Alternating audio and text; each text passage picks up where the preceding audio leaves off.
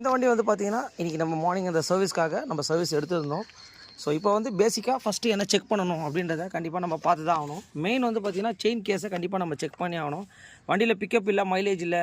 மெயினாக நம்ம எதை பார்க்கணும் அப்படின்னு கேட்டிங்கன்னா, வண்டிக்கு கண்டிப்பாக வந்து செயின் கேஸை லைவாக கண்டிப்பாக பார்த்து தான் ஆகணும். இங்கே பாருங்கள்.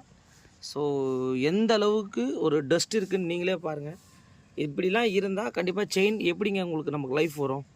மெயின் வந்து பார்த்தீங்கன்னா நம்ம என்ன சொல்ல வரோம், அந்த காலத்தில் நல்ல குவாலிட்டியாக இருந்தது வண்டிங்கள்லாம். இப்போலாம் வந்து செயின்ஸ் பாக்கெட்லாம் சரியில்லை அப்படின்னு சொல்லி நிறைய பேர் கம்ப்ளைண்ட் சொல்கிறாங்க.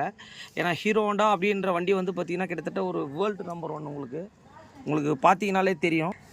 அதனால் கண்டிப்பாக இந்த செயின் கேஸ் எல்லாம் ரிமூவ் பண்ணிவிட்டு தான் கண்டிப்பாக பண்ணணும். இங்கே பாருங்கள், செயினில் எந்த அளவுக்கு டஸ்ட் இருக்குதுன்னு சொல்லி இப்போ லைவாகவே உங்களுக்கு காட்டுறேன். இங்கே பாருங்கள்.